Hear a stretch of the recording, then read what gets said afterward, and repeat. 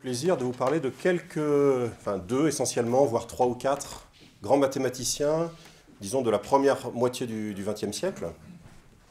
Voilà, et donc de vous faire partager une lecture de d'un tout petit aspect de leur œuvre.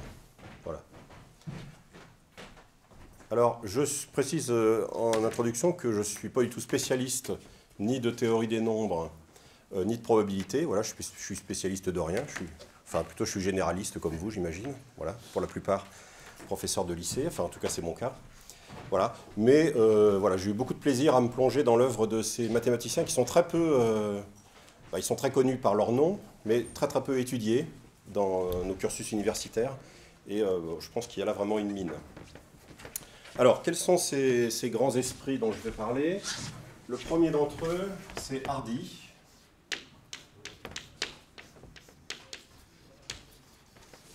Alors, 1877-1947.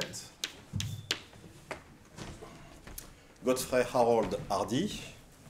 Alors, Hardy, c'est le prototype du mathématicien pur. C'est le parangon du mathématicien pur, avec un soupçon de mépris envers les choses plus appliquées. Bon, ça c'est un peu la caricature, j'y reviendrai en fin d'exposé, voilà, pour peut-être un petit peu nuancer ce tableau pas très engageant. Voilà. Alors, c'est un immense mathématicien, sans doute un des plus grands du XXe siècle, avec des contributions majeures dans quasiment tout ce qui touche à l'analyse à l'époque. Donc, bien sûr, ce qu'on appelait l'analyse classique, c'est-à-dire séries, notamment sommation des séries divergentes, intégrale, fonction d'une variable complexe, mais aussi analyse harmonique, série de Fourier, et puis des contributions vraiment majeures en théorie des nombres, notamment l'étude de la fonction de zeta de Riemann, etc. Le deuxième mathématicien, c'est Ramanujan. Alors, il a 10 ans de moins que Hardy, mais il est mort jeune, en 1920. Alors, Ramanujan, c'est un mathématicien indien, génial aussi dans son genre, mais très très atypique. Bon. Il est issu d'une caste assez élevée, mais pour toutes sortes de raisons, enfin, il a enchaîné les tuiles, en gros. Il a pratiquement pas fait, il a même pas fait, on peut dire ça comme ça, il n'a pas fait d'études universitaires. Alors ce point est absolument décisif pour comprendre ce mathématicien, qui est un mathématicien, disons, avec une sorte de génie formel. C'est-à-dire un génie pour deviner, pour faire sortir les formules des égalités, donc les plus improbables. Mais, disons, une conception purement formelle des mathématiques, vous voyez. Donc les questions de convergence, voilà, tout ça, c'est pas tellement ce qui l'inquiétait. Alors, il a écrit en 1914, il a envoyé une lettre à plusieurs mathématiciens britanniques, dont Hardy, et plusieurs ne lui ont pas répondu. Hardy a tout de suite vu dans sa lettre, qui contenait donc un bon nombre de ces formules improbables dont je parlais à l'instant, a tout de suite vu qu'il avait affaire à quelqu'un d'extraordinaire. Donc il a fait des pieds et des mains pour le faire venir à Cambridge. Ramanujan y arrive en 1914 donc, et va commencer une collaboration avec Hardy, qui va durer très peu de temps, puisqu'il meurt en 1920. Voilà. On ne sait pas ce qu'aurait été Ramanujan avec une formation universitaire académique, vous voyez. Le temps qui est perdu au moment de la jeunesse et de la formation académique n'est jamais rattrapé. Voilà. Alors Hardy nous dit que, par exemple, Ramanujan n'a jamais compris ce qu'était une fonction analytique, qui sont des fonctions qui sont essentielles en théorie des nombres, discipline que Ramanujan a pas mal regardée. Et la chance peut-être que nous avons, c'est que Ramanujan ait rencontré Hardy, c'est-à-dire quelqu'un avec le génie mathématique, okay, mais en plus la puissance conceptuelle et la puissance technique de l'analyste. Alors, ces deux grands esprits ont produit une œuvre absolument magnifique, dont je vais simplement évoquer un tout petit aspect aujourd'hui. Alors, qu'est-ce qui va nous intéresser? C'est une fonction. Vous voyez, je prends un entier n au moins égal à 1, et j'ai envie de regarder oméga de n, qui va être le nombre de facteurs premiers distincts de n. Le nombre de facteurs premiers distincts de n. Bon. Alors par exemple, si je regarde oméga de 6, Et bien 6 c'est 3 fois 2, hein. Donc 6 a exactement 2 diviseurs premiers, qui sont 2 et 3. Si je regarde un nombre un peu plus compliqué, comme par exemple 2 puissance 4, 3 puissance 7 et, je sais pas moi, 11 puissance 5, eh bien, j'ai 3 diviseurs premiers, qui sont 2, 3 et 11, exactement. Donc ce nombre-là, son oméga, c'est 3. Alors vous voyez tout de suite que je ne tiens pas compte des multiplicités, dans tout ce que je vais raconter ici. Voilà. Bon. Donc j'ai une fonction qui va de n étoiles, l'ensemble des entiers naturels non nuls, dans les entiers, hein, qui fait ce travail-là. Ok. Alors évidemment, cette fonction est très très irrégulière, parce que si je la teste sur un nombre premier P, alors la lettre P désignera toujours dans la suite un nombre premier, tacitement. Hein. Bah évidemment, ça fait 1. Mais par exemple, si je teste oméga sur un produit P1, P2, etc., PR, de nombres premiers 2 à 2 distincts, eh bien, bah, ça fait R. Voyez. Donc ça peut être très grand si le nombre est très composé. Voilà, j'ai une fonction très irrégulière. Alors qu'est-ce qu'on fait quand on a quelque chose de très irrégulier? Ben, il y a une première idée, ça consiste à faire la moyenne. Vous voyez? Voilà, parce que quand on a des notes très irrégulières, ben, à la moyenne, on oublie les variabilités, si vous voulez. Hein.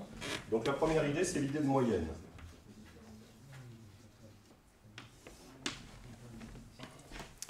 Donc on ne va pas regarder la fonction oméga. Vous avez peut-être des questions?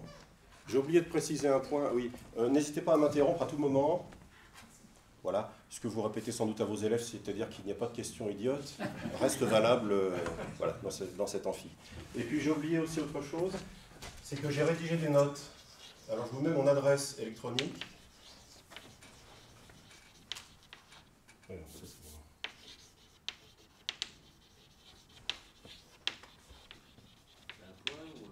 Alors c'est Denis. Oui.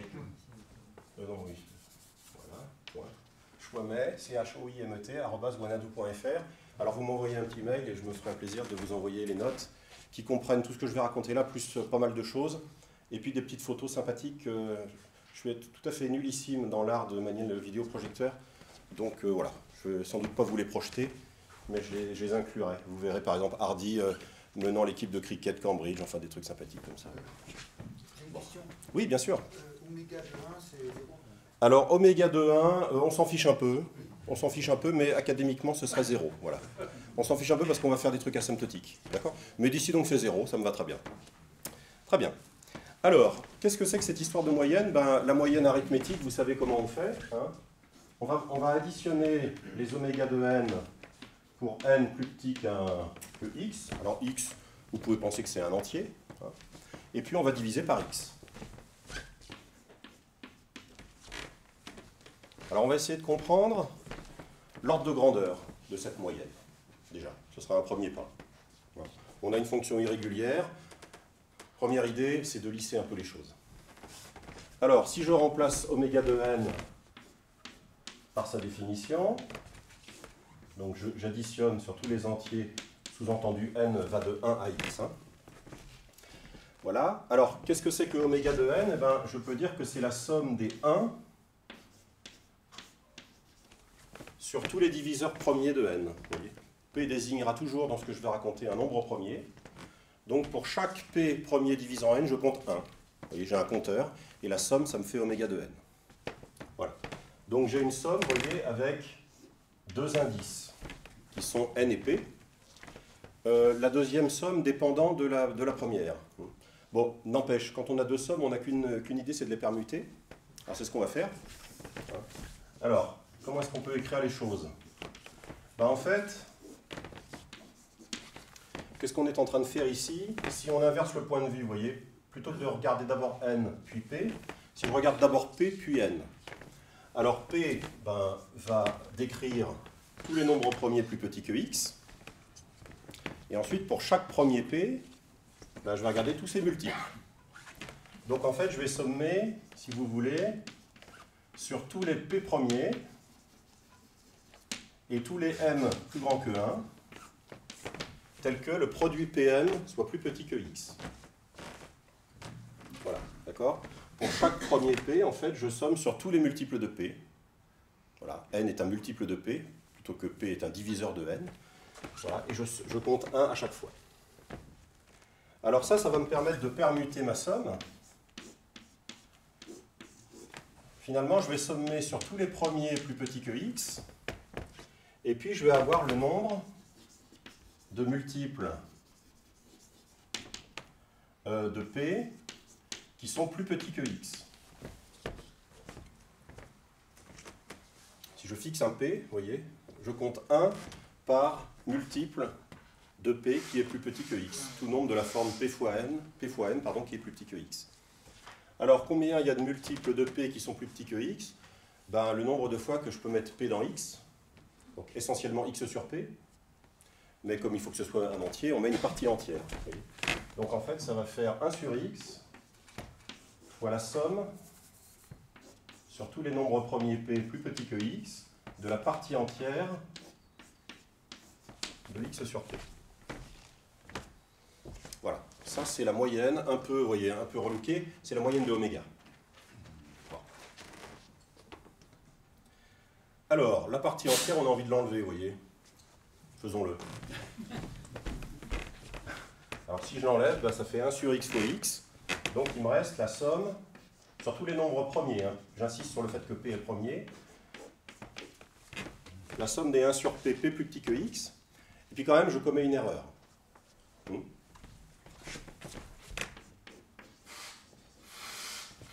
Il y a quand même un petit rab. Alors, quand je remplace un nombre par sa partie entière, je commets une erreur qui est toujours plus petite que 1. D'accord? Donc, mon erreur, elle va être plus petite que 1 sur x fois la somme P plus petit que x des 1. Voilà. 1, c'est l'erreur commise. Imaginons qu'on n'ait pas de chance et que les erreurs se cumulent, ce qui est souvent le cas dans la vie. Et bien, vous avez à ce moment-là une somme de 1 sur tous les P premiers plus petits que x divisé par x. Et ça, je vais la majorer très grossièrement. Les nombres premiers P plus petits que x, ben, il y en a au plus x. Donc cette somme, elle est plus petite que x. Et donc, en divisant par x, j'ai une erreur qui est plus petite que 1. Donc voilà, c'est pas terrible. Bon, et alors l'objet mystérieux qui apparaît, c'est ça. Vous voyez ? Donc ça, c'est une somme partielle, si vous voulez. Hein. Donc on additionne, donc ce n'est pas tous les nombres entiers, hein. Ce n'est pas tous les 1 sur n, on prend que les premiers. Vous voyez ? Donc on ferait 1,5 plus 1 tiers plus 1 cinquième. On laisse tomber tous les nombres qui sont composés. Et alors on aurait envie de savoir quel est l'ordre de grandeur de cette somme. Bon. Alors ça, je ne vais pas le détailler, je vais simplement vous rappeler ce qui se passe si je prends la somme sur tous les entiers.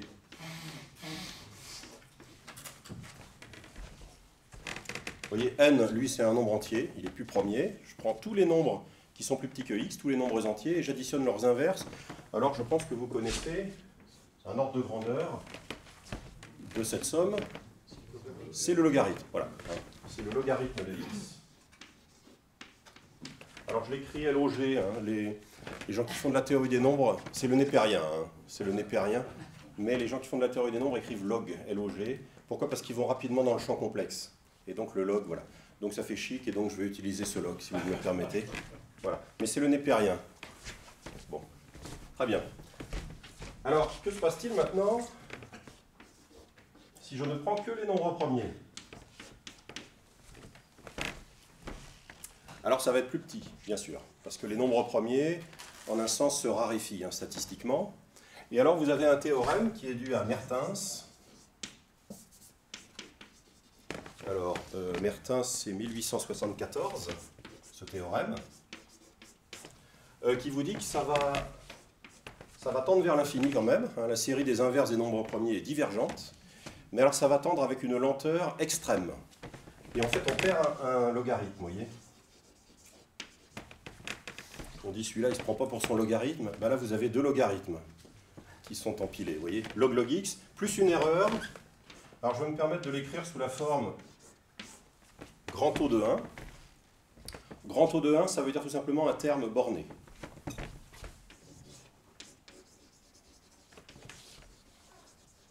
Vous voyez, un petit peu comme mon erreur qui est plus petite que 1.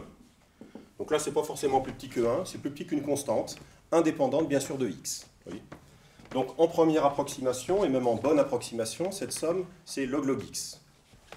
Alors si j'injecte cela dans ma moyenne,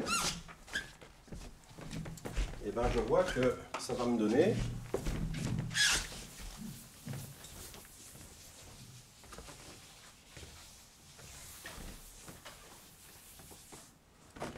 finalement ma moyenne de oméga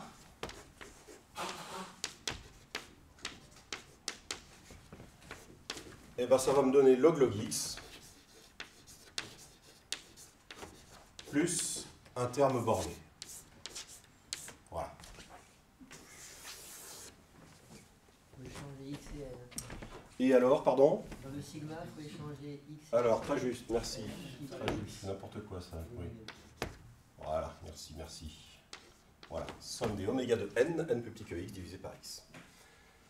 Donc ça, c'est à peu près log x avec une erreur bornée. Bon, ça, c'est pas mal. Ça vous dit que l'ordre de grandeur, si vous voulez, du nombre de diviseurs premiers, c'est en gros log x. Pour un entier plus petit que x, c'est log x. Bon. Alors, cet estimé de Mertens que j'ai sorti de mon chapeau, dans le texte que j'ai raconté, il y a des références, vous pourrez aller regarder les détails. Bon, c'est pas immédiat, hein. C'est pas immédiat, on le sent bien. Beaucoup plus difficile que de montrer ça, par exemple. Hein. Là, il faut simplement comparer avec une intégrale, ça marche. Là, il faut se fatiguer un petit peu plus. Mais cet estimé reste élémentaire. Alors, élémentaire entre guillemets, hein, c'est-à-dire ça peut être très difficile et élémentaire, mais c'est qu'on n'utilise pas d'artillerie lourde, si vous voulez. On n'utilise notamment pas de fonction de la variable complexe. Voilà. C'est quelque chose qui se fait, on pourrait dire, avec des outils d'arithmétique de base, vous voyez. Mais ça reste très ingénieux. Hein. Voilà, c'est un vrai théorème difficile. Donc voici la première idée. La moyenne. On a une deuxième idée. Donc là, on sait à peu près comment se comporte oméga en moyenne, log x. Une deuxième idée, ce serait peut-être d'obtenir une majoration de oméga. Vous voyez, un majorant.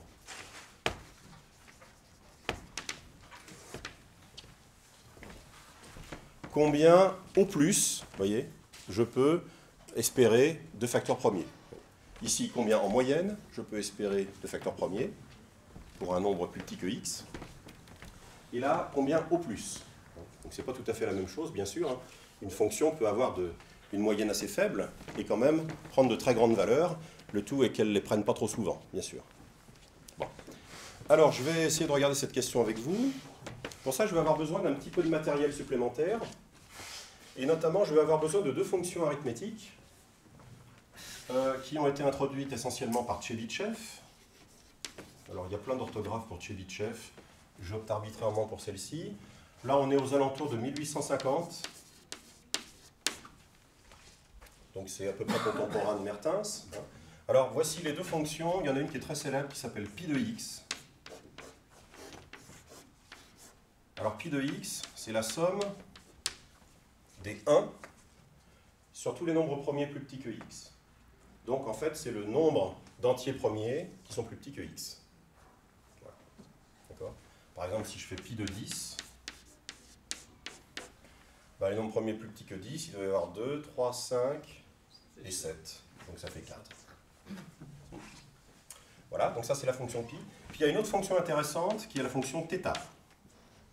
Alors, la fonction θ, je somme les logarithmes des nombres premiers plus petits que x.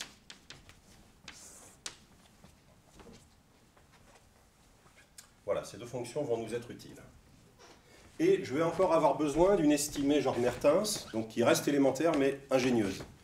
Alors, c'est une estimée qui est due à Tchebychev. Et cette estimée vous dit en gros que l'ordre de grandeur de pi de x, c'est x sur log x.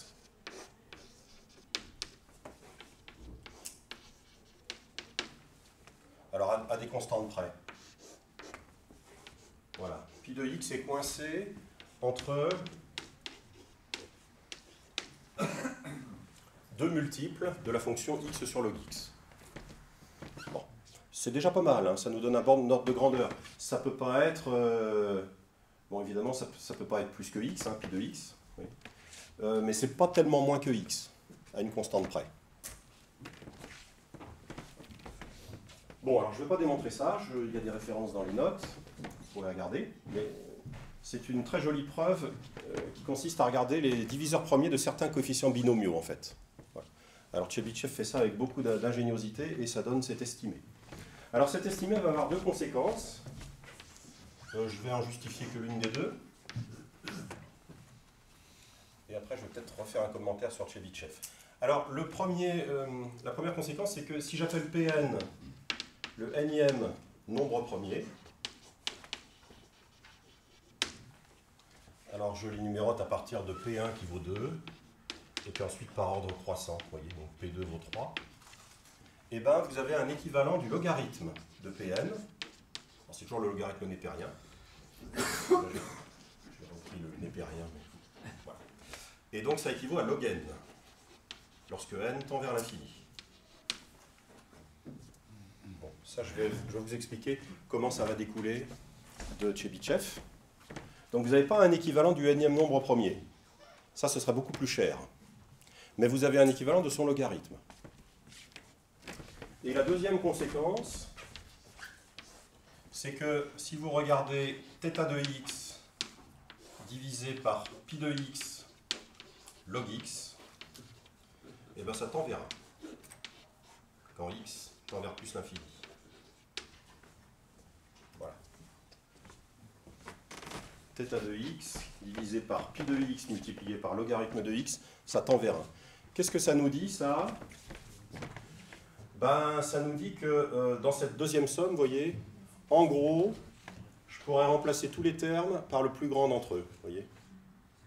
Si je remplace tous les log p, qui sont plus petits que log x, hein, si je les remplace tous par log x, d'accord, ben à ce moment-là, ça fait x fois pi de x, ben c'est à peu près encore θ. Vous voyez, quand x est grand. Voilà. Bon. Alors, j'explique le premier point. Le deuxième sera détaillé dans les notes. Mais c'est un peu plus technique et je ne veux pas rallonger l'exposé. Alors ce qu'on fait, c'est qu'on prend le... Alors oui, je n'ai pas rappelé ce que signifiait cette notation équivalent, hein. C'est que le rapport tend vers 1. Ça veut dire que le log de Pn divisé par le log de n, ça tend vers 1 quand n tend vers l'infini. Alors, je fais la preuve du point 1, simplement. Et j'ai envie de prendre le logarithme dans Chebyshev. Vous voyez, j'ai envie de prendre le logarithme partout. Alors, au milieu, je vais avoir le logarithme de pi de x. Et puis, alors, à droite et à gauche, comme le logarithme d'un produit, c'est la somme, je vais avoir logarithme de a, plus logarithme de x, moins le log-log. Vous voyez. Alors, il va y avoir un terme prépondérant, évidemment, qui va être log x. La constante et le log-log sont négligeables. Donc Chebyshev, en fait, en prenant le log, vous apprend que le logarithme de pi de x va équivaloir au logarithme de x. Voilà, ça c'est Chebyshev qui dit ça. On prend le logarithme, on a un encadrement du log de pi de x, on divise par log x et on voit que ça tend vers 1 de chaque côté. Voilà. Alors maintenant, ça c'est quand x tend vers plus l'infini. Alors, on sait depuis Euclide, c'est-à-dire depuis fort longtemps, que la suite des nombres premiers tend vers l'infini, il y en a une infinité. Donc, si je remplace x par Pn, et bien ça marche. Cette fois, quand n tend vers l'infini. Log de pi de Pn va équivaloir à log de Pn. Mais alors maintenant, qu'est-ce que c'est que pi de Pn? C'est le nombre d'entiers premiers plus petit que Pn. Bah, comme Pn est le nème nombre premier, pi de Pn, ça fait n. Et voilà, on a ça. D'accord? Voilà, je ne fais pas le point 2. Donc maintenant, on va utiliser ces résultats voilà, tels quels. Et je vais essayer d'obtenir une espèce de majorant. Voilà. Quel est l'ordre de grandeur, cette fois maximale, de la fonction oméga? Alors, je vais prendre un entier n, au moins égal à 1, tel que oméga de n soit égal à r. Voilà, j'appelle petit r son oméga, c'est-à-dire son nombre de facteurs premiers distincts. Alors mon but, c'est d'obtenir une majoration de r. J'aimerais r plus petit qu'une certaine fonction qui dépend de n. D'accord? Alors, comment dire? On va regarder le cas, on va regarder la situation, si vous voulez, dans le pire des cas.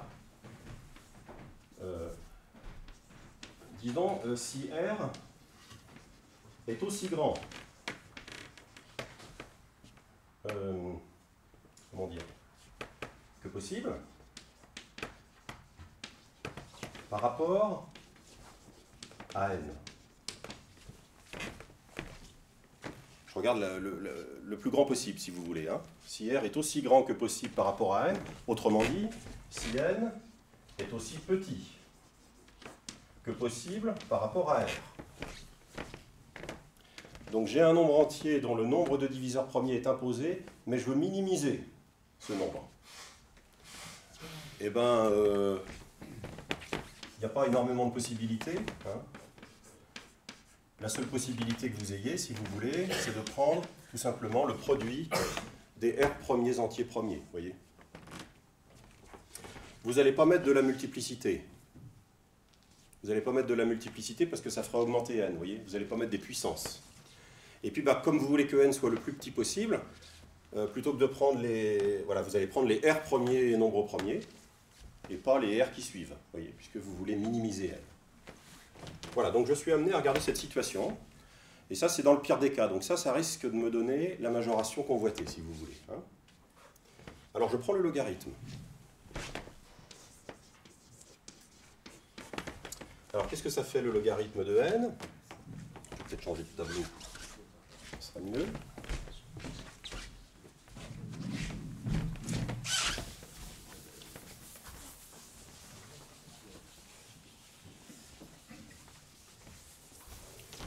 Alors, si je prends le logarithme, eh ben, ça fait la somme des logarithmes.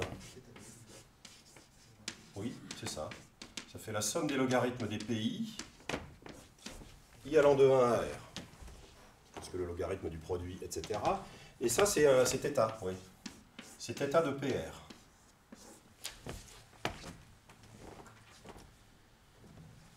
C'est θ de PR, puisque je somme sur tous les nombres premiers plus petits que PR, leur logarithme. Je ne somme pas 1, ce n'est pas le compteur, c'est le logarithme. Et maintenant, si je prends R grand, c'est ça l'idée, et bien ça, ce sera à peu près égal à pi de PR, donc de l'autre côté, j'ai toujours log de n, multiplié par le logarithme de PR. Là, j'utilise le deuxième fait, conséquence. Je ne vous ai pas dit pourquoi c'était une conséquence, je l'admets. Conséquence de Tchebychev. θ, c'est à peu près pi fois le logarithme.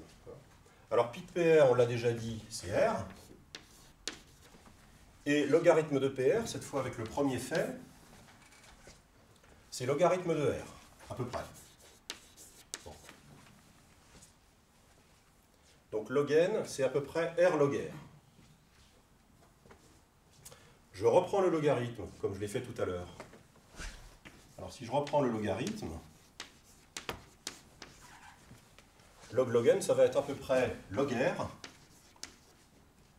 plus log R. Mais je vais négliger ce terme, qui est beaucoup plus petit, qui est négligeable devant le précédent. Et je vois que log R, c'est à peu près log n. Et donc, dans le pire des cas, eh bien, dans le pire des cas, en un sens, enfin, c'est le cas où R est le plus grand possible, hein, j'obtiens que R, c'est-à-dire oméga de n, c'est à peu près log n sur log n. Voilà. Bon, ça c'est un majorant raisonnable de oméga, vous voyez? Alors oui. Je reprends ce qui est là-haut, donc j'isole R. Donc R, c'est à peu près log n sur log R. Et je remplace log R par log n. Voilà.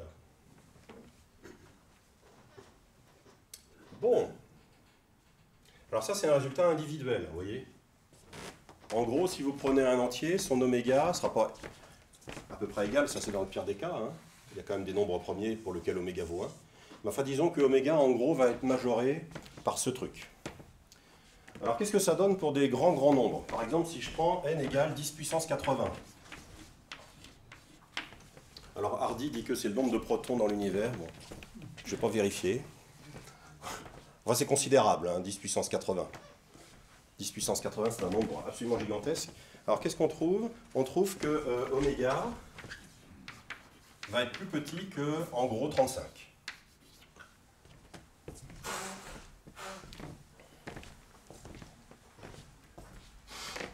Voilà. Un nombre, disons, plus petit que 10 puissance 80 aura au plus à peu près 35 facteurs premiers distincts. Bon, c'est déjà pas mal. Vous voyez, c'est pas trivial ça. Hein. C'est pas trivial du tout. Un nombre plus petit que 10 puissance 80 aura au plus à peu près 35 facteurs premiers. Alors, vous pouvez faire des simulations informatiques. Bon, les nombres premiers, ça va ramer assez. Alors, c'est pas beaucoup, c'est votre réaction, c'est ça? Très bonne réaction. Très bonne réaction, oui, ça fait pas beaucoup, on pourrait penser que c'est plus. Alors, vous n'êtes pas au bout de vos surprises. Voilà. Parce que c'est pire que ça. Voilà, sans vouloir spoiler la suite, comme disent nos élèves. C'est bien pire que ça. Parce que, alors, Hardy, Littlewood, qui a été l'autre grand collaborateur de Hardy, disait que chaque nombre premier était un ami intime de Ramanujan. Et donc, Ramanujan et Hardy, ils avaient l'habitude, ils regardaient les numéros des taxis, ils regardaient, je sais pas quoi, leurs factures de gaz, et puis ils s'amusaient avec les nombres entiers qui apparaissaient. Ils les factorisaient, enfin voilà, ça les amusait, c'est pas bien grave. Et ce qu'ils ont expérimenté, vous voyez, sans ordinateur, hein. Donc c'était quand même des bons calculateurs, c'est, je vous en prie, oui. Ça veut dire que si on fait le produit des 35 premiers nombres premiers, ça va dépasser. Ça va Oui. dépasser. Ça va dépasser. Puissance Oui. 80. Ça va dépasser. C'est ça qui est surprenant. Oui. Ah, Ça va c'est dépasser. surprenant. Bon. Alors, voilà. Et alors, ce qu'ils ont expérimenté, c'est qu'ils ne trouvaient jamais cet ordre de grandeur-là, en fait. Ils ne trouvaient jamais cet ordre de grandeur-là. C'était toujours en dessous. Ouais. Et ça, c'est le point de départ de leur recherche. Voilà. Alors, c'est ce que je vais raconter maintenant dans une deuxième partie.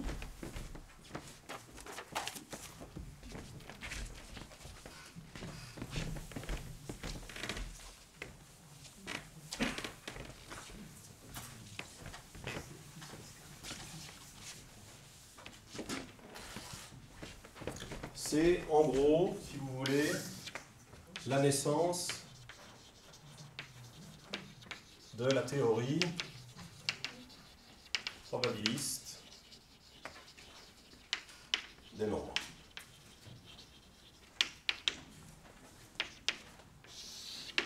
La naissance de la théorie probabiliste des nombres. Alors c'est un terme un peu pompeux, mais c'est une vraie discipline actuelle des maths. Vous avez peut-être entendu parler, par exemple, des tests probabilistes de primalité, voilà, qu'on utilise. Alors, je n'en sais quasiment rien, hein, mais on sait que c'est un champ important. Et donc, vous avez toute une partie des mathématiques, de la théorie analytique des nombres, qui utilise des méthodes probabilistes. Alors, on a l'habitude de dire que c'est l'article de Hardy et Ramanujan dont je vais parler maintenant, qui est le point de départ de cette discipline. Alors, on va faire des probabilités ultra élémentaire, je ne vais pas avoir besoin de probabilités compliquées. Alors, on va se placer sur un ensemble oméga n qui va tout simplement être l'intervalle des n premiers entiers. Alors, le double crochet, ça veut dire que je prends que les entiers. Par exemple, oméga 4, c'est les entiers 1, 2, 3, 4. Et puis, je vais installer une probabilité sur cet ensemble. J'ai envie de dire ce qu'est la probabilité, si vous voulez, d'une partie.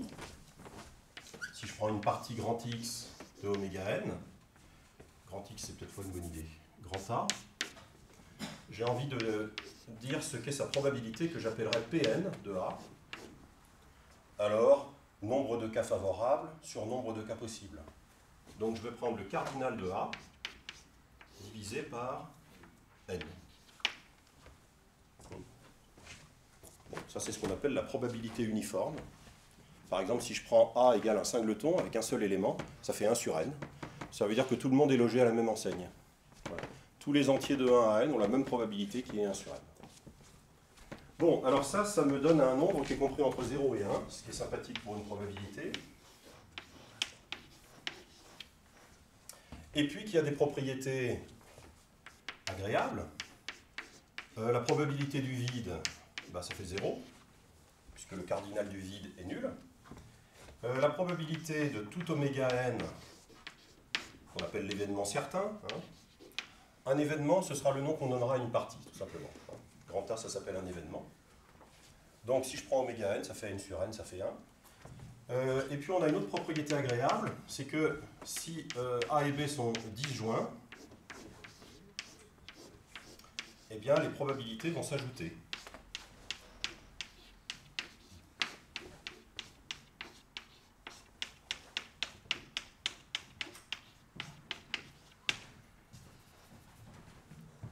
Bon bah oui, parce que les cardinaux s'ajoutent. Donc les probabilités aussi. Très bien. J'aurai pas besoin davantage de matériel que cela.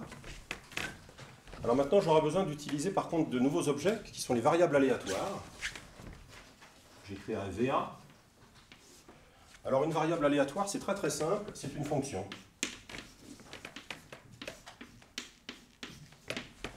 C'est une fonction de oméga n dans R. Point final. D'accord ? Donc vous associez à tout entier compris entre 1 et n un nombre réel. Bon. Et alors, à cette fonction, on va associer deux grandeurs. Hein, son espérance. Alors l'espérance, je vais la noter En. Le n réfère toujours au cardinal du oméga. Hein. Ça va avoir son importance. Alors pour faire l'espérance, je fais la moyenne. Hein. L'espérance, c'est la moyenne. Donc j'additionne toutes les valeurs de grand X, de 1 à n, et puis je divise par n. Voilà, l'espérance égale la moyenne, hein, on le sait. J'ai une autre expression agréable de cette espérance. Je peux regrouper les petits i dans la somme qui donne la même valeur, si vous voulez. Hein. Et alors à ce moment-là, je vais obtenir une autre expression qui est la somme sur tous les y fois Pn, probabilité pour que grand X égale Y, sur toutes les valeurs de grand X. Si vous voulez, je peux faire une moyenne à la verticale, en faisant défiler les i. Je peux faire aussi une moyenne à l'horizontale. C'est-à-dire je prends chaque valeur prise par la fonction, mais je la pondère. D'accord ? Je la pondère par la probabilité qu'elle soit prise. Peut-être qu'il faut que je rappelle ce que ça veut dire, ça. Ben ça veut dire la probabilité de l'ensemble des i tel que grand X de i égale y.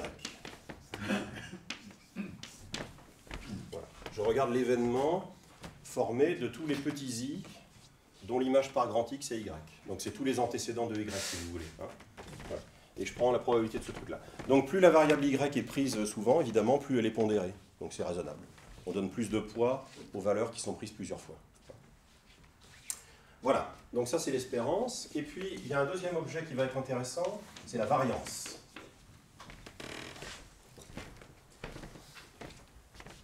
Alors la variance, bon, je vous parachute la définition. C'est encore une espérance. On fait x moins son espérance. On met au carré. Et on prend l'espérance. Voilà. Donc c'est encore une moyenne, puisque c'est une espérance. Hein. On regarde en gros l'écart de x à sa moyenne.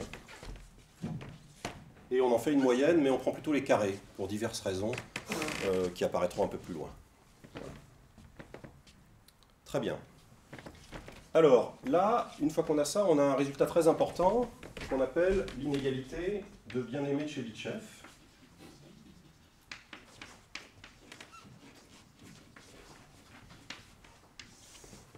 Et en fait, qui est la clé du théorème que je vais raconter, du théorème de Hardy-Ramanujan. Il a une clé unique essentiellement, c'est ça. Voilà. Donc, vous voyez, on va avoir un résultat hautement non trivial avec un outil relativement élémentaire. Alors, je vous rappelle ce que dit cette inégalité. Elle dit que si vous prenez un nombre delta strictement positif, et si vous regardez la probabilité pour que x moins son espérance soit plus petit que delta, soit plus grand pardon, que delta. Donc je suis en train de regarder la probabilité pour que x soit en un sens éloigné de sa moyenne. Éloigné d'au moins delta de sa moyenne. Et bien ça, c'est majoré par la variance divisée par delta carré. Voilà. Que nous enseigne cette inégalité? Elle nous donne le sens de la variance. Bon, on le pressentait un petit peu par la définition, si vous voulez. La variance, ça va vous donner une information sur la dispersion de x autour de sa moyenne. Le cas caricatural, c'est le cas où x est constante. À ce moment-là, sa variance est nulle. Voilà. La variable aléatoire est complètement concentrée en un point. Si vous avez une variance petite, eh bien la probabilité de vous éloigner un petit peu de l'espérance va être très faible. Donc vous allez avoir une variable qui va être très concentrée, peut-être pas en sa moyenne, comme le serait une variable constante, mais dans un petit intervalle. Et plus la variance est petite, plus la variable va être concentrée autour de sa moyenne. C'est ça que nous dit bien-aimé Tchebychev. Alors, par exemple, si je fais comme application numérique,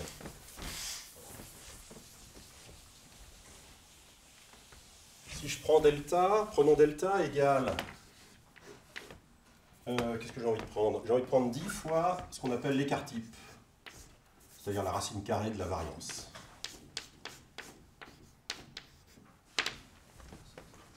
Je prends delta égale 10 fois la racine carrée de la variance. Alors qu'est-ce que ça me donne? Ça me donne que la probabilité pour que x moins son espérance soit supérieure à ça, c'est au plus égal. Alors on va avoir en haut la variance, en bas on va avoir le carré de delta, donc la variance va s'en aller, il va rester 10 puissance moins 2. D'accord? 1 sur 10 au carré. Et ça nous dit quoi? Ben, ça nous dit que x va appartenir à l'intervalle, cette fois-ci l'intervalle, alors son espérance plus ou moins 10 fois l'écart type,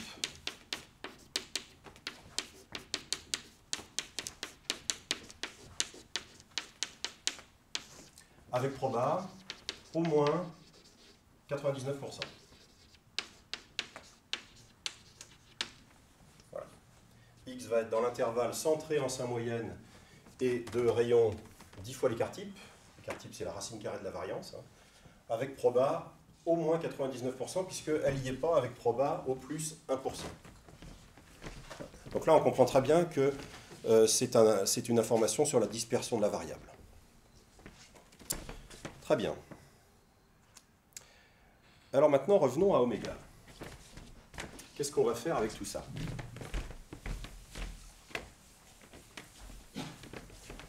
J'ai envie d'introduire des variables aléatoires très particulières, que je vais appeler les delta P. Alors, c'est des variables aléatoires, donc ça va aller de oméga n dans les réels. Et je vais envoyer un entier k, disons, sur 1 si p divise k, et 0 sinon.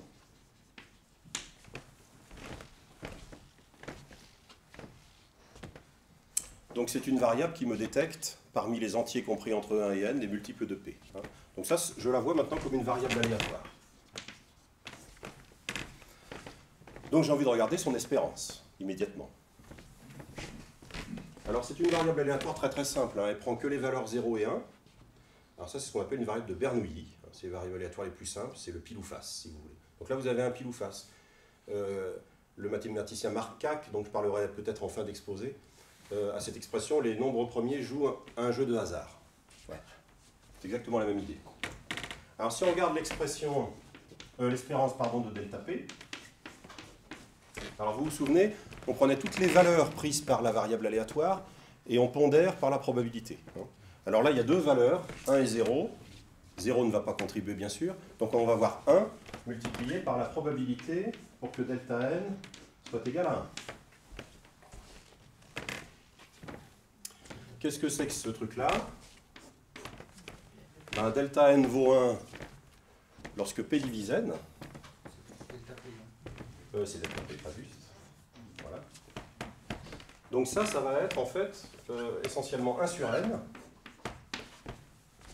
multiplié par le cardinal de l'ensemble des multiples de P compris entre 1 et n. Et ça, on a déjà dit que c'était n sur P.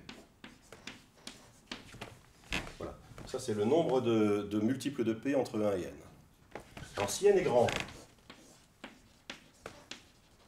je peux enlever la partie entière. Je commets une erreur qui est au plus 1 sur n, donc très très faible. Hein. Donc c'est à peu près 1 sur P. Donc je suis en présence d'une variable de Bernoulli qui a à peu près l'espérance P. Maintenant, qu'est-ce que c'est que oméga? Si je restreins oméga,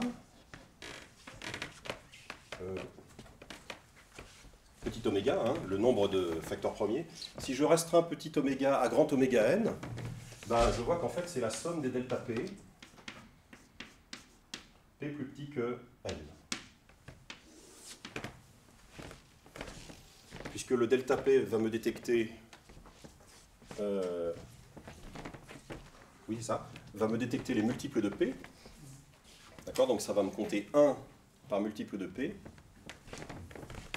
et donc je vais avoir ceci. D'accord. Qu'est-ce que je suis en train de raconter? Non, c'est pas... donc, je ne m'embrouille pas. P inférieur ou égal à I. Oui, voilà, c'est ça, c'est P divisé N, c'est ça ma bêtise. Voilà. C'est P divisé N. D'accord? Je regarde pour chaque diviseur premier un truc qui vaut 1, si P dit... Voilà. Ben non. Non, c'est bien ça. Ça marche?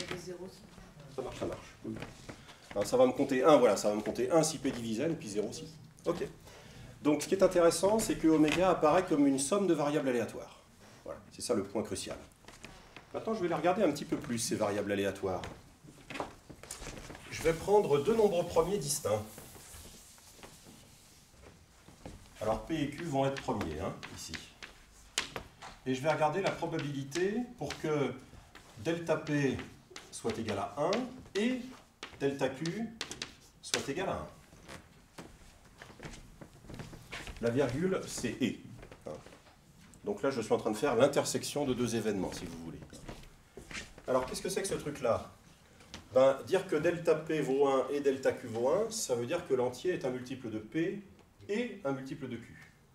Mais comme j'ai pris des nombres premiers différents, être un multiple de P et être un multiple de Q, c'est pareil qu'être un multiple de PQ. C'est ça. Donc là, ça va me donner 1 sur n fois la partie entière de n sur PQ. Et si n est grand, ça fait 1 sur PQ. Je peux enlever la partie entière parce que je commets avec le 1 sur n une erreur plus petite que 1 sur n, donc c'est quasiment rien. Donc j'ai ça, et ça c'est à peu près, d'après notre calcul préliminaire, la probabilité pour que delta P soit égal à 1, multiplié par la probabilité pour que delta Q soit égal à 1. Vous voyez, 1 sur P multiplié par 1 sur Q. Et là, si vous avez la fibre probabiliste, vous êtes content. C'est ça, c'est ça. Exactement. Vous avez des variables, on a envie de dire qu'elles sont indépendantes, alors malheureusement, pas. Mais pas loin. Vous voyez, elles sont approximativement, les delta P sont approximativement indépendantes.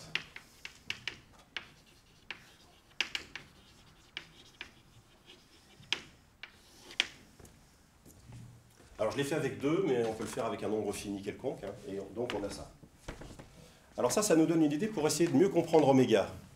On va la mimer, si vous voulez. On va la mimer, c'est-à-dire on va en trouver un bon imitateur sur le plan de ce qui nous intéresse, c'est-à-dire sur le plan probabiliste. Hein. Alors ce qu'on va faire, c'est qu'on va prendre des variables aléatoires xp, numérotées par les nombres premiers. On va les prendre indépendantes. Et on va supposer que xp suit la loi de Bernoulli de paramètre 1 sur p. Je me permets cette notation. xp suit la loi de Bernoulli de paramètre 1 sur p. Ça veut dire que XP prend la valeur 1 avec proba 1 sur P, et 0 avec proba 1 moins 1 sur P. D'accord? Voilà. Donc la théorie des probabilités nous dit que ça existe. On peut toujours créer des suites de variables aléatoires indépendantes. Alors elles ne sont pas définies sur oméga n, elles sont définies sur un autre espace probabilisé abstrait, mais on s'en fiche. Et on se dit que sur le plan probabiliste, eh ben, un bon imitateur de oméga, ça va être Sn. Alors on va additionner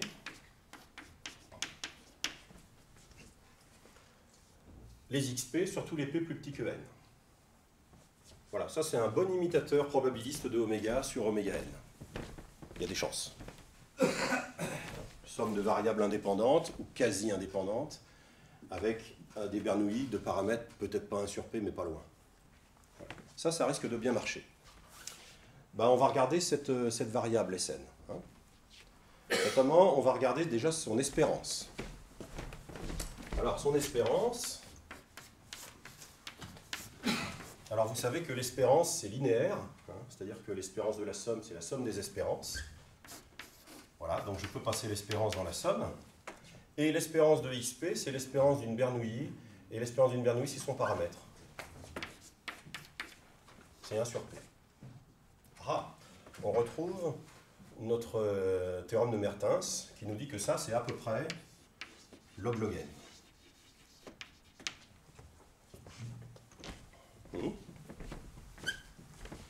Très bien. Bon, super. Maintenant, on va regarder la variance de Sn.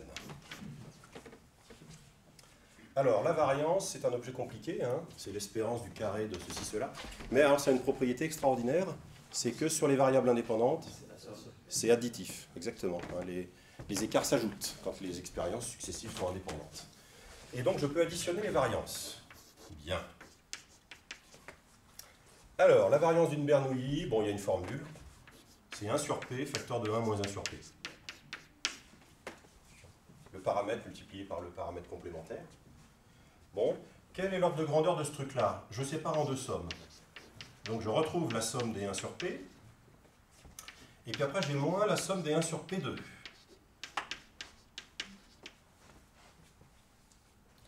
Alors, la somme des 1 sur P2,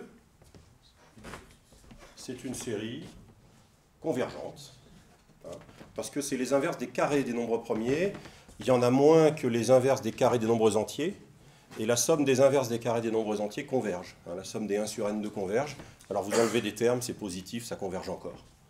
Donc ça va être très gentil, ça va être borné. Et donc c'est l'autre somme qui va imposer l'ordre de grandeur. Et donc la variance est également d'ordre log-log. Vous voyez, l'espérance est d'ordre de grandeur log-log et la variance est d'ordre de grandeur log-log. Alors maintenant, que me dit mon inégalité de bien-aimé de Chebyshev?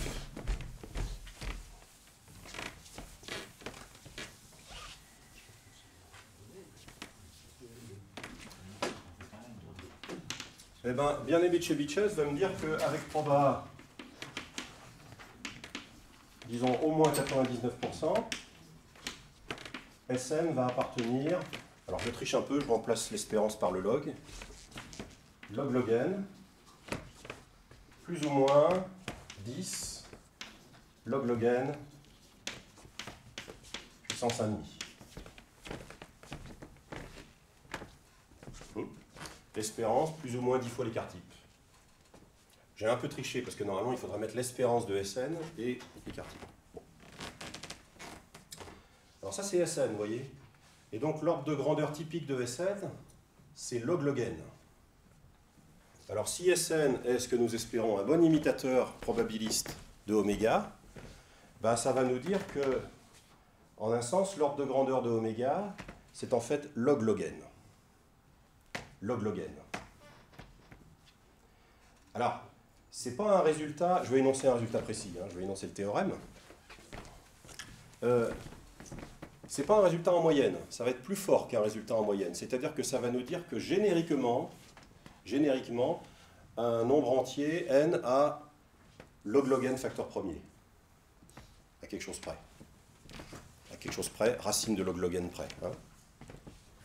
C'est évidemment pas non plus un résultat individuel, parce que ça, il n'y en a pas de résultat individuel, on a vu que oméga était très irrégulière.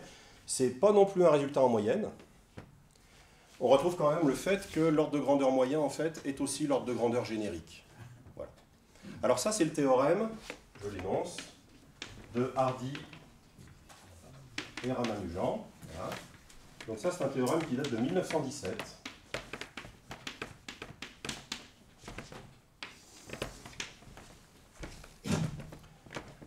Ça dit la chose suivante. Si vous prenez une suite gamma n, une suite réelle, tendant vers plus l'infini, eh bien la probabilité Pn pour que oméga moins log n soit plus grand que gamma n log n puissance 1,5, eh bien cette probabilité tend vers 0, lorsque n tend vers l'infini. Voilà, ça c'est le théorème précis de Hardy-Ramanujan. Vous prenez n'importe quelle suite gamma n tendant vers plus l'infini, et bien alors cette probabilité que j'ai écrite, que je vais commenter dans un instant, tend vers 0.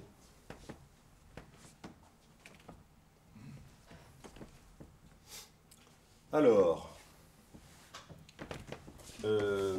qu'est-ce que ça veut dire ça? Gamma n, on a envie de dire que c'est une suite qui tend vers l'infini, mais très très lentement, vous voyez. On va rajouter un petit chouïa, si vous voulez. Donc, la signification de ce théorème, c'est que, si vous voulez, pour n grand, on aura par exemple oméga appartient à log n. Alors je vais prendre plus ou moins, et puis on va prendre un log n à la puissance 1,5 plus un petit peu plus. 1,5 plus epsilon, avec forte proba. Alors on aura sur oméga n. Avec forte proba, puisque la probabilité de l'événement contraire va être très petite. Elle tend vers 0. Alors, le log n, c'est la moyenne. Là, j'ai la racine carrée. Alors, il faut un petit peu parler maintenant de la fonction log n. Si vous pensez que la fonction log n est une fonction constante, vous avez une bonne idée à peu près de cette fonction. D'accord? C'est une fonction constante, en fait, log n. Alors, si on prend n égale 10 puissance 80,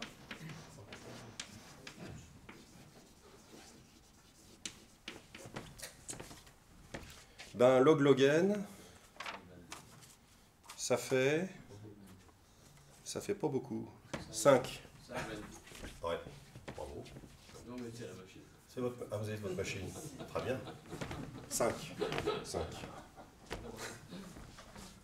Voilà.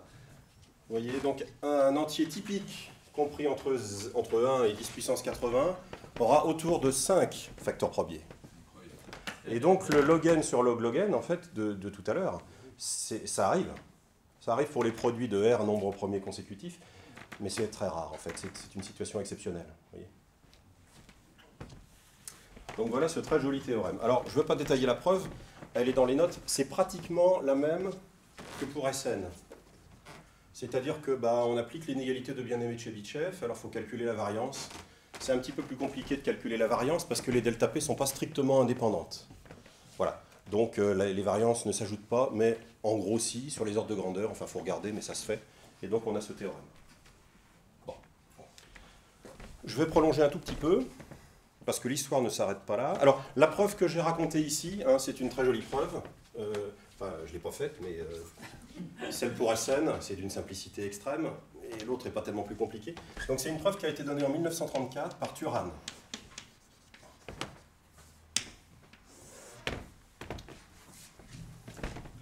Et alors, l'histoire se continue. Parce que, bon ok, on connaît l'espérance et la variance.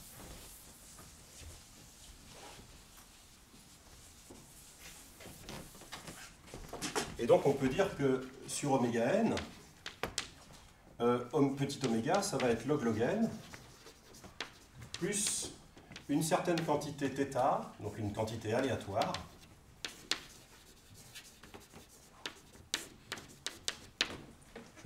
θn, une quantité aléatoire de l'écart type. Voyez? Donc le θn vous mesure l'écart autour de la moyenne en unité d'écart type. Bon, donc ça, essentiellement, dès que vous faites ça, vous avez une variable qui est essentiellement de moyenne nulle, d'espérance nulle, et de variance 1. Bon, on a tout fait pour. Alors, quels sont... Un truc sympathique, ce sera de connaître la loi.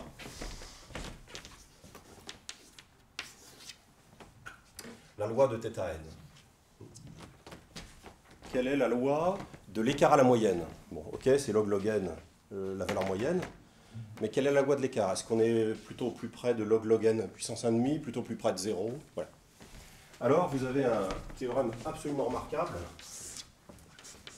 qui est dû à Erdős et Kac.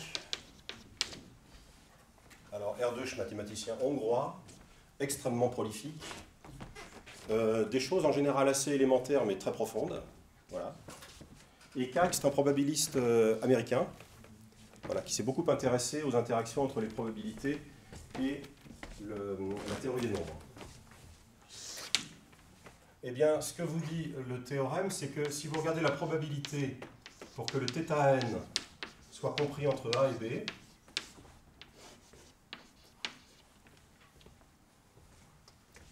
A et B étant des nombres réels quelconques, eh bien ça va, pour n grand, être à peu près un objet que vous connaissez, c'est la loi de Gauss. C'est la loi normale 0,1 de Gauss, d'accord? La loi standard. Voilà. Alors ça, c'est extraordinaire. Hein, parce que nous sommes en présence d'un théorème central limite. Hein, cette loi de Gauss surgit, par exemple, hein, quand vous faites une partie de pile ou face infinie. Et puis, si vous avez une pièce équilibrée, vous comptez 1 ou moins 1. Je préfère plutôt que 0 ou 1. Donc la moyenne est nulle. L'écart type, c'est racine de n.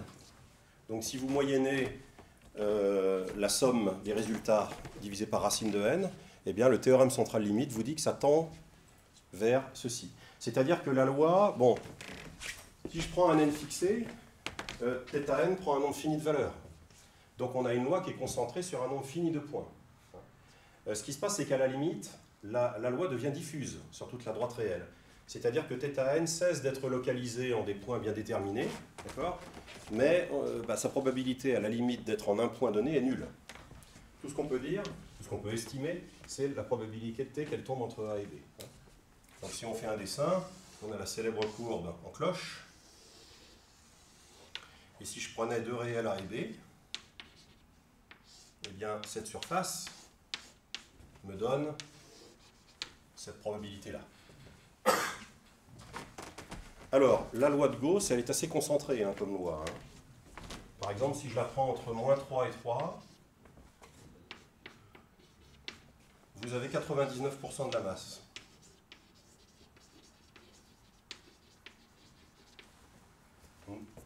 C'est l'intégrale de moins 3 à 3 de la... Bon, l'air total sur la courbe jusqu'à l'infini, c'est 1, bien sûr. Hein, mais là, vous en avez déjà mangé 99% quand vous arrêtez à moins 3 et 3. Donc ça vous dit que typiquement, votre θn, il va se promener entre moins 3 et 3. Donc vous allez avoir un écart assez faible. Typiquement. D'accord? Pn, c'est une densité, hein, je rappelle, c'est une moyenne quand même. Donc il y aura des cas exceptionnels. Mais l'entier typique, il va se promener essentiellement entre log n et plus ou moins 3 log n puissance 1,5. Voilà, alors je vais conclure. Hardy était complètement ignare en probabilité, voire adversaire. Voilà. Moi j'aime beaucoup Hardy parce que c'est un très grand analyste. Humainement, il était assez rugueux quand même, assez rocailleux, pour ne pas dire un peu élitiste, dans le mauvais sens du terme peut-être. Voilà, il aimait bien classer les gens selon leur niveau supposé. Voilà, et même les grands esprits ont leurs limites, on le sait.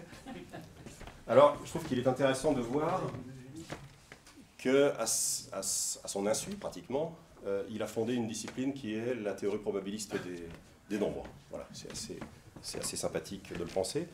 Ce qui me frappe aussi, enfin ce que j'aime beaucoup dans ce genre de problème, c'est l'unité des mathématiques. C'est-à-dire qu'on a l'habitude, c'est normal, sur le plan académique, on a l'habitude de dire qu'il y a l'analyse, la géométrie, l'algèbre et tout ça. En fait, non, il y a des problèmes, et on fait feu de tout bois pour résoudre ces problèmes. Voilà, ça je pense que c'est quand même une des choses extraordinaires dans notre discipline. Voilà.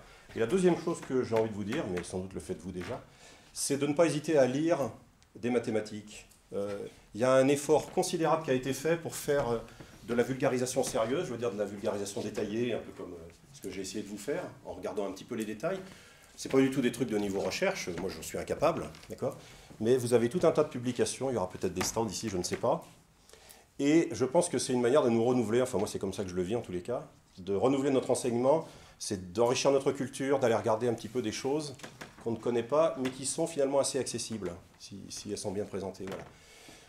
Les modes se démodent, mais notre discipline, elle va demeurer, vous voyez. Les modes du moment, elles seront démodées dans un avenir plus ou moins proche, je ne sais pas.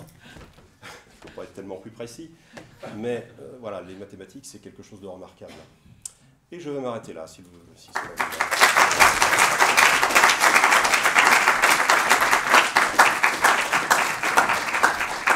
Alors, il y a un micro. Si des gens souhaitent poser des questions, eh bien, c'est le moment.